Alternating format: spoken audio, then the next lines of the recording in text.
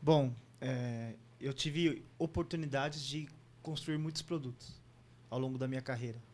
E o que não falha, de fato, para mim, são dois movimentos. Uma questão de pesquisa desk, que é uma possibilidade muito importante de você buscar na internet ou até mesmo a campo como que estão tratando aquele problema. Como que estão tratando aquela solução. É uma forma da gente entender um pouco mais a fundo como que alguns players estão se relacionando com os clientes sobre como fazer. Em cima disso, a gente tira muito insight sobre possibilidades. Uma outra forma que eu vejo sempre interessante é o mais básico possível. Pesquisas quantitativas. Quando você entende um problema, vou pegar um caso específico aqui. Você pega o caso, sei lá, vamos pegar do Easy Taxi, que eu vejo na cabeça aqui. Você tem ali uma questão que é sobre mobilidade. E o problema específico era, cara, é muito complicado eu pedir um transporte particular. E quem sentiu aquela dor foi o próprio dono da Easy Taxi, quem construiu. Em cima disso, qual foi o trabalho do cara? Validar a hipótese, a gente vai cair lá, mas antecipando aqui um pouco. E em cima disso eu vou entender se há aderência de mercado. Então ele fez algo simples para poder validar aquela hipótese, entendendo ali, através de uma pesquisa quase, que um formulário na internet, para saber se aquilo tinha aderência. Uma vez que teve aderência, aí eu começo a discutir sobre como fazer. Para mim são formas, né? Existem várias aqui, mas trouxe duas aqui para a gente discutir. É bem interessante isso, porque não tem uma receita de bolo, né? Um padrão, né? Não. Você pode, dependendo do que você está estudando, analisando, pode ser que faça mais sentido você ver as pessoas passando pelo problema, né? Uma espécie de um sombra, ou lá o Lean fala lá do Gemba, né? O famoso Gemba, de você ir até o local do problema e observar aquilo ali, e você fazer isso por muitas vezes, né? Para você poder começar a identificar o quê? Padrões de comportamento das pessoas, como é que recorrentemente acontece aquela dificuldade. E aí você começa ali a perceber que, cara, a solução que eu tô pensando em construir para esse problema faz mais sentido porque acontece recorrentemente, de uma forma meio que padronizada, as mesmas coisas, né? Você tem outras ferramentas também onde você consegue tangibilizar mais o perfil daquele público, né? Como a famosa, provavelmente muita gente já deve ter escutado falar, e até muito no meio de marketing utiliza muito, que são as personas, né? Construir uma persona, ou você construir um proto-persona. Então, esse exercício empático de você ver o problema acontecer e de você conversar com essas pessoas, fazer pesquisa, seja ela uma pesquisa desk, seja ela uma pesquisa quantitativa, né, ou qualitativa, né, que na minha opinião é o que eu acho que é mais, a qualitativa eu acho que é a mais, na opinião do Borel aqui, a mais profunda, né, onde você consegue captar mais informações, né, porque são perguntas normalmente mais abertas, né, e aí a pessoa começa a expressar mais o que ela sente mediante a um problema que ela vive ali. Eu sempre tive uma dúvida sobre isso, só passar antes. Você acha que a pesquisa qualitativa, ela é quando eu já tenho ali uma base de dados e eu consegui especificar e vou fazer especificamente para um público, então aquilo é uma pesquisa qualitativa? Ou estou viajando aqui? Só uma dúvida mesmo, assim, minha. Você pode fazer, você precisa identificar com quem você quer entrevistar para fazer uma pesquisa com mais profundidade, né? E, na verdade, não tem... corrigindo, não vai ter melhor ou pior. Elas são complementares, né? Normalmente, a pesquisa quantitativa ela é uma comprovação daquilo que você aprendeu na qualitativa. Então, os dados ali que são mais fechados, né, que são perguntas mais fechadas, elas acabam comprovando ou reforçando aquilo que você descobriu na qualitativa. No final do dia, depois dessas entrevistas todas, o que você vai ter ali é mais conhecimento sobre quem vai utilizar o seu futuro produto, né? Então, por que eu faço isso? Por que eu crio um estereótipo, né, que vai tangibilizar uma pessoa que vai usar o meu produto? É justamente para que quando você começar a construir a solução, você sabe para quem você está construindo. Cara, eu tô construindo ali por o fulano que tem da faixa etária de 18 até 26 anos, que tem tais hábitos, tais comportamentos. Cara, isso tudo contribui para que quando a gente começar a tiver a solução, o produto vai de encontro para um estereótipo, né? Um grupo de pessoas com aquelas características. Agora, nós só temos, para um produto, eu só tenho um tipo de público ou posso ter múltiplos públicos, Não, você pode ter múltiplos públicos. Inclusive, assim, voltando um pouco nessa coisa da ferramenta, cara, eu acho que, assim, como você disse, não tem uma receita de bolo, tá? Eu acho que... E aí, lembrando da configuração da mesa, né? A gente tem... eu e o Renan aqui, a gente meio que tá... A gente representa...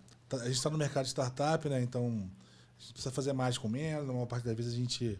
No meu caso, eu estou numa scale-up, então lá já tem uma escala de produto. O Renan tá no momento de alavancar, de escalar o produto dele, né?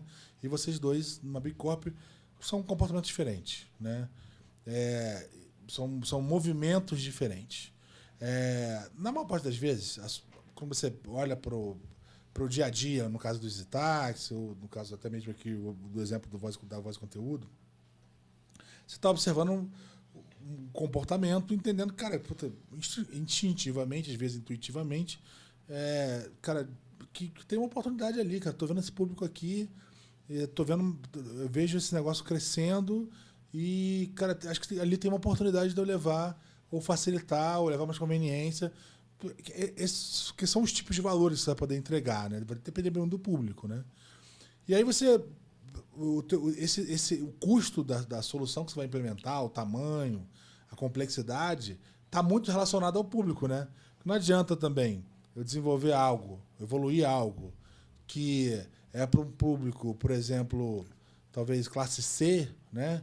Que seja de um custo muito alto ou que tenha um viés de status muito elaborado, não vai colar. Então é por isso. Então, assim, quer seja um Gemba, no caso de uma operação que já esteja em funcionamento, quer seja uma pesquisa, o desenho de uma construção de uma persona, de uma proto-persona, né? Que é uma versão da persona um pouco menos detalhada, quer seja você fazer uma pesquisa desk, olhando para o mercado, olhando para os players, como eles estão resolvendo. E aí eu acho que isso talvez seja... Eu acho que é um passo, mas é como o Jeff Bezos falou, né? Ele diz muito isso, né? Você não pode perseguir o teu concorrente, né? Você tem que olhar para o teu cliente. Porque é assim que você anda na frente. É entendendo o problema dele que você anda na frente. E os caras, enquanto os caras estão olhando para o mercado, você está olhando para frente. Mas você precisa, sim, entender como é que é o mercado, quem são os seus potenciais concorrentes, como é que seu público reage a isso, testar como seu público reage a isso. Então, acho que essas ferramentas, elas estão disponíveis, mas elas não são uma receita, né? Não é algo do tipo, vou fazer uma pesquisa quali quando eu tiver uma base de 100 mil pessoas. Se você nunca tiver, né, não vai fazer nunca. Ô, Zé, só um pontinho, né? Você trouxe um ponto legal que nas pesquisas, que é sobre a definição de público. Por exemplo, uma das definições pode ser classe social. E aí, olha que interessante, eu tive um caso em que uma empresa falou assim, eu quero construir um produto que é para o público classe A. Legal. Aí construiu o produto sem validar com a classe A se aquilo efetivamente servia para aquele público. Um produto mega elaborado, com as caixas bonitas. Sabe, bonito o produto. Mas quem te contou que a classe A consome esse tipo de produto? Quando que você foi lá validar? O que quer aquele produto, né? Especificamente o que é aquele produto. Então não adianta de nada você, como gestor, você como um líder de produto, definir que o seu produto é para a classe A, sem validar efetivamente se aquele produto que você pretende construir para resolver um problema de alguém, se ele atende aquele público. Não adianta de nada se você não for a campo, entender, fazer pesquisas, seja ela como for, quantitativa, numa forma de abordar uma em massa, ou qualitativa, vou nichar especificamente e fazer essa pesquisa. Se você não fizer esse trabalho, não adianta você definir. Quem define o seu produto é o seu público. Exatamente. Perfeito. Acho que não é uma receita de bolo, mas tem uma trilha.